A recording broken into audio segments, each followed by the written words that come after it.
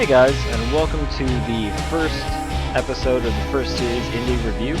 Today we'll be looking at a game called Everspace. It's made by the studio Rockfish Games, and it's a really new game. It came out September 14th of this year, so it's a little over a month and a half old, and it's currently on version 0.2.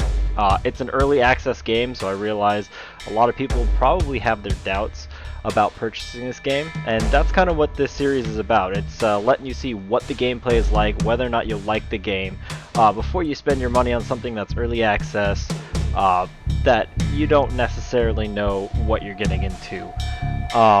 So we'll be judging these games based on a few criteria. The first is obviously price. The second is gameplay consistency, whether or not the mechanics hold up as you progress through the game, or if you just suddenly hit this wall where you have to grind or it gets too hard. And then it just kind of gets a little bit not fun. The third one is continual development, especially for indie games, especially with early access. You want to know that the studio is constantly putting out updates, is constantly working on the game, because if you buy a dead game, you're kind of stuck with whatever you're left with, and that can be unfortunate. And the fourth one is just replayability. That may not necessarily be the mainstay of some indie games, but especially for ones like these, they will be. So Everspace is, they define it as a roguelike space simulator or space combat shooter with persistence, and that's a little bit of a misnomer, because if you're a true roguelike doesn't have persistence per se. When you die, your character ends and you start over from scratch. That's a true roguelike. It is roguelike in that if you die and you start over again, you do start from the beginning and you do have to go through the whole song and dance again. In that view, it is absolutely a roguelike, but there are some carryover things, and you'll actually see that as I play through this playthrough. You'll notice that I have a lot of things, power-ups and boosts and perks. Those do carry over, so when you die, you don't technically lose everything or start from scratch. So let's get into some gameplay, and we'll talk about what's going on as we go.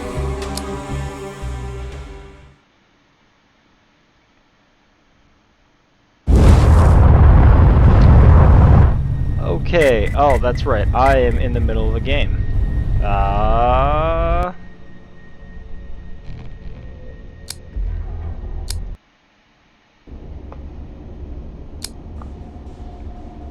Oh, is there only a continue? Oh, it looks like, I did not realize this. I am in the middle of a playthrough, and the only way to start over is to kill myself, so it looks like I'm going to have to do that. I'm just going to be really bad. Alright, so you get to see what happens when you die. So let's say you're in the middle of a game and you die. You get your stats, how far you got, how long you played, things like that, and they show you what blueprints you got. Blueprints are one of the things that do carry over. It allows you to rebuild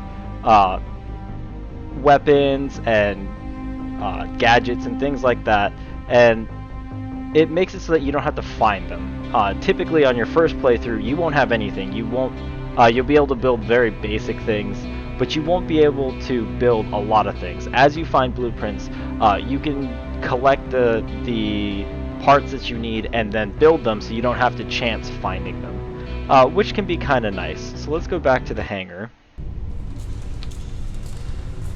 Alright, so this is the hangar. This is what you'll see in the first one.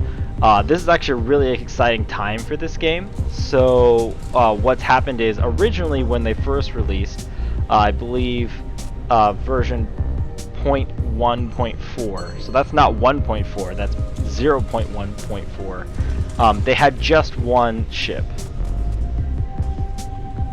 and that would be this one. This was the Colonial Interceptor. It was the basic ship that we played for a long time, and they just released, I think it was October, so 3 days ago, they just released an update that put in a new ship and introduced some changes, which is awesome. So now you have two different things. They give you the stats of each one, and the stats do change for each of the ships. The Colonial Interceptor is a little bit beefier and a little bit slower, whereas the Colonial Scout is a little bit faster and has a little bit less power, but it is much quicker, which can be good depending on your playstyle. And the nice thing is, no one ship so far has been way overpowered compared to the other. It's just based on your playstyle, which is nice. So you choose your ship, and when you do that, you also choose your perks. These are your perks. These are one of the things that are persistent throughout the gameplay. I have played this game a good amount, and I have unlocked all of the perks. So you'll notice as you update them with money, which you get from credits, you will get those from fights, you'll find them. You can use those to either buy things in your current run-through, so there are traders, or you can save it, and when you die, you can use it to upgrade your perks, which carry over throughout all your gameplays. They don't go down or change or go away, so they are more permanent ways of helping yourself. And there's a lot of them. I won't go over each one because that would be kind of boring, but yeah, if you decide to get this game, you'll have a lot of fun kind of seeing how each one helps you out. These are my stats. They do have small mini goals for each run that change. If you complete them, they change. So you'll notice at the top there are current ones. You'll see ones I've completed, and you can see a lot of different things from here. They're currently working on a codex. There are different types of ships, different factions. So there's Okar, there's Pirate, and there's GNC or GNB. I can't remember what it is. Essentially, they're just different types of ships that you will come across. Some are always hostile. GNB is not hostile until you start attacking them, and you'll get to see that soon. So I'm gonna pick the Colonial Scout, and we'll do a run through. Alright, here is the first perk that I have. It allows me to choose a bonus equipment to automatically be given to me when I first start.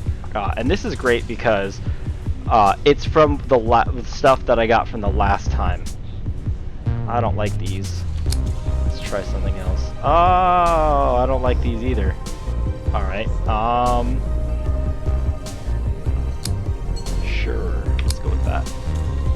Now this is something new. They allow you to select difficulties, and they tell you what they do, which is nice. Before it was only normal, and that was it. Now you can choose whether or not you want to go easy or hard, so if you're first starting off, you may want to go easy to see how far you can get. There is a start and an end. It doesn't go on forever. I'll play normal, so that way I don't embarrass myself with my really horrible playing. So let's go with normal. Now, I have to say with this game, the graphics are gorgeous. I'm currently recording in 1440p Enemies in range at 60 FPS, so hopefully you guys will be able to see that. You'll notice our HUD. Right now I'm in third person. You can switch to first person by pressing V, so if you like it more like, I think it's Star System, oh crap, you can change that.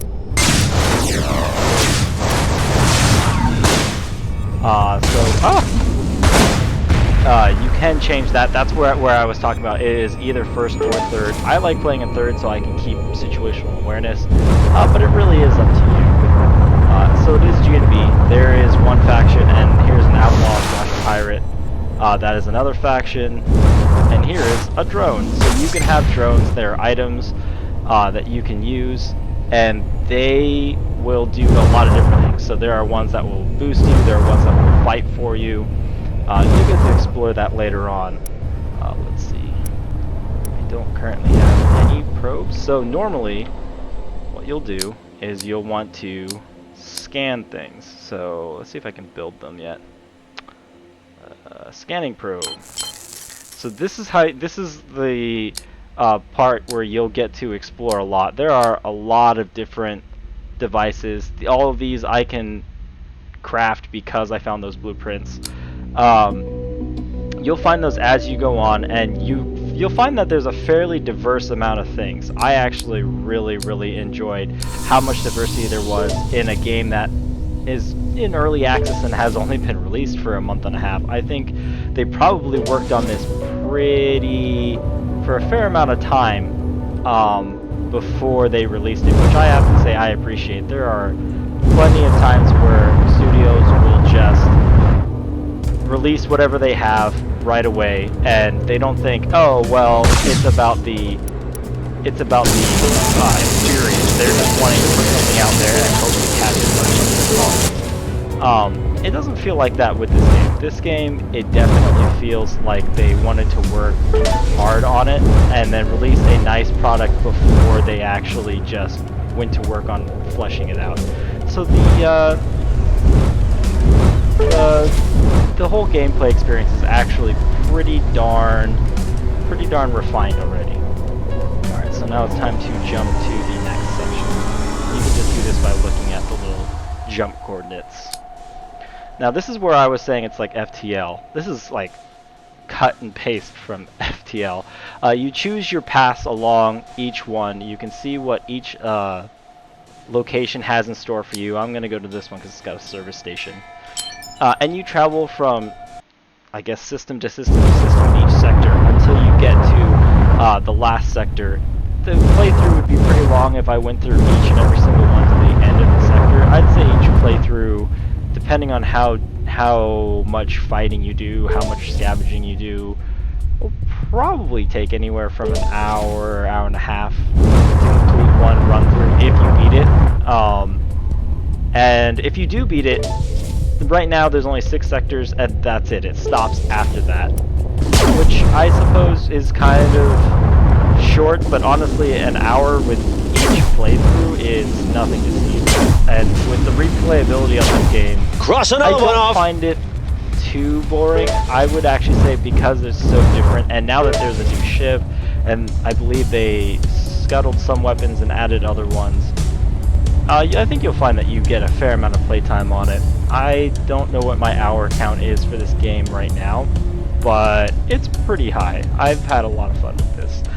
So here is a not a trader, it's the service station, and it allows you to trade, repair your ship, and buy fuel, which is what you use to jump between systems. So let's see what they got for me. Definitely want these. Sure. And each of those things that I just bought were resources. You use those to craft, and typically you want a diverse set of resources so that way you can craft a lot of different things, especially different devices. Those will help you a lot.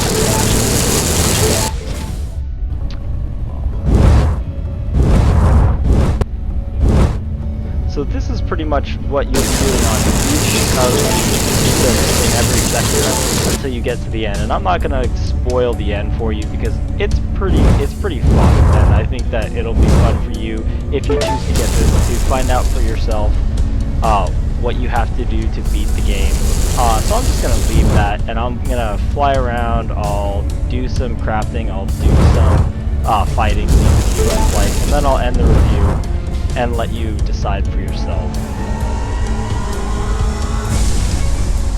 But the game is absolutely gorgeous. I love these effects. These effects are amazing. And I have a feeling they'll only get better. It's done in the Unreal Engine 4, so the latest version. Is it 4 or 5? I can never remember. I think it's actually 5. It's done in Unreal 4 Engine. And they use physics, so it is absolutely gorgeous. It will take advantage of your NVIDIA graphics card physics, and I'd have to say the physics is actually pretty good, especially for a space sim. Nothing seems counterintuitive. Things don't go floating off in weird directions, and everything kind of feels like it has weight, and you realize that there is no gravity in here. You definitely will float as you go. Things will run into each other. It is excellent. Let's see. you notice as I scan, different things pop up, and there are some risks and rewards in scanning. Scanning sometimes will cause other pirates or any other faction to notice you and attack you, so you kind of want to be careful, but it is also really difficult to just find them on your own. I'd say you probably would waste a lot of time just trying to search it out on your own, so I pretty much always scan.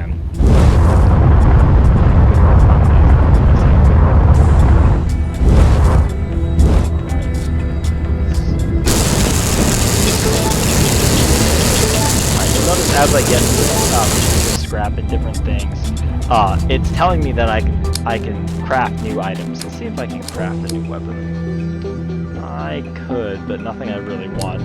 You can craft new weapons, secondaries, which are pretty much all missiles or mines, devices, which are modifiers to what you do. So those aren't drones. Those are things like shields, teleporters, tractor beams, things like that that will make your life a lot easier. And then the consumables, which are things like drones. So there's an anti-missile drone, drones that'll boost your damage, things that'll give you more energy, the scanner, you know, etc. And then you can also upgrade your devices and your primaries. So you'll notice, like for the weapons, I can make it so that way I can, oh well, this is energy consumption, so this one makes my weapons more efficient. I won't run out of energy as fast. With hull damage, I'll do more damage, but it'll also increase how much energy that costs. So there's a benefit and a detriment to you. So you kind of have to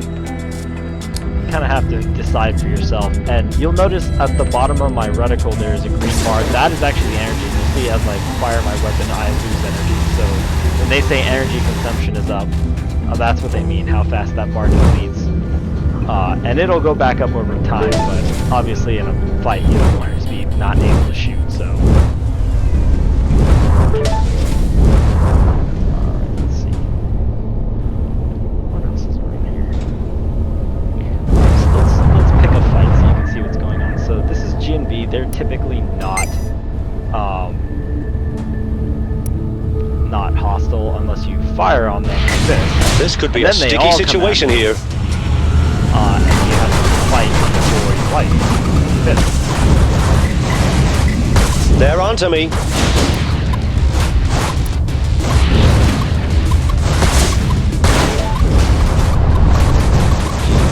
Oh wow, there's a lot of them.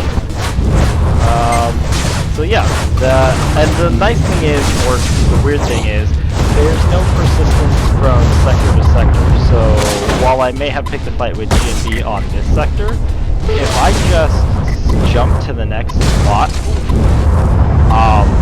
the next spot, if there is G&B, they won't be hostile, so you can kind of use that quirk as you want. Alright, so we're getting close to the end. We are at the end of this sector. Wow, there's a lot of things here. It looks like it's all already owned by G&B, which means I either have to attack them and make them hostile, or leave them alone.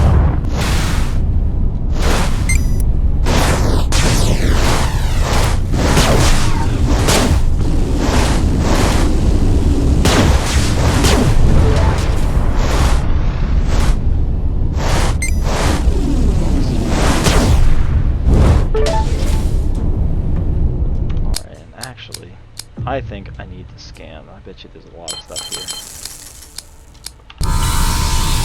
Oh, there you go. See, scanning signal traced. And there is a lot of things. Well, what else do I got?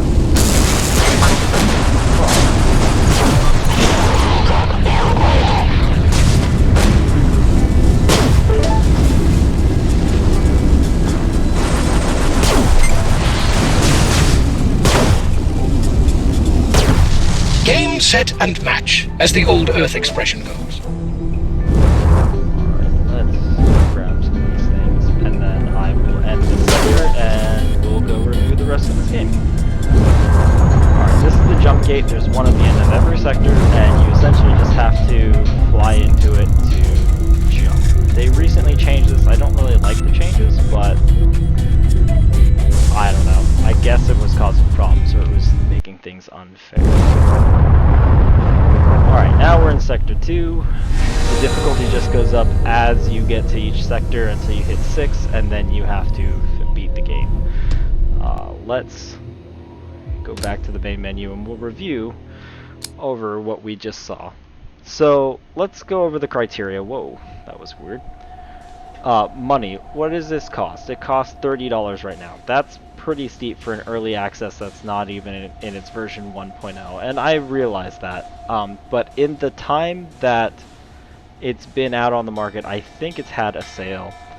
I'm pretty sure I got this for 25 or 20. Something that made it a little bit more palatable. And I thought it was worth it. Having played it, I really do think it's worth it. The game is really fun. There's a lot of replayability. I would say if you're new and you're just getting into this, you don't know anything about the game, 30 is pretty pricey. I would rate it like a 7 out of 10 on that scale, just because, holy crap, without knowing anything about the game, that's way too expensive. Game mechanics is great. There isn't ever a time where you feel like the game gets too hard and you don't have any choice, like you can't progress. There's always quirks to the mechanics of the game that make it so that way once you figure it out, honestly, I think it gets a lot easier. I'm actually pretty excited to try it on hard. I haven't had the chance yet, but I'm hoping that that'll give me more of a challenge and extend the replayability. I would say in that regard, I'd give it a 9 out of 10. It is near perfect. I think there are some things they could do to tweak it, maybe balance the weapons a little bit more, but that'll probably come as they progress. In terms of are they in active development? Are they doing things? Absolutely yes. I mean, as I mentioned earlier before in this review, they just put out an update with a new ship. That has already revitalized the game even more, and I hadn't even finished really exploring all this game before they did that, so I'm pretty excited about that. It seems like they're putting out updates once a month-ish, major updates once a month. Patch notes they put down on their Steam page, and they're pretty detailed. I really appreciate that, because then I know that they're not just blowing smoke and being like, oh yeah, we're making changes. They're actually making changes, and you can see them. And then there are smaller hot fixes and things like that to fix crashes even more so. I've seen Everspace be patched like 1 megabyte, 2 megabyte patches where they don't have patch notes, but I can tell that they're updating the game. And then replayability is, for number 4, is amazing. It is super high. I have played so many run-throughs. I was just driven to get all of my perks, and it is a very fun game. I would say that 10 out of 10, the replayability is amazing. And even though it makes it not a true roguelike, the carryover does make it a lot easier to die. I mean, I know a lot of times I play a lot of roguelikes. Dying sucks because you get really invested into a character and then suddenly it's gone. And that's never fun, but with this, there's enough carryover that you don't feel like you're starting completely over, you don't feel like your progress is all the way done, and that's pretty big. So would I recommend somebody buy this game?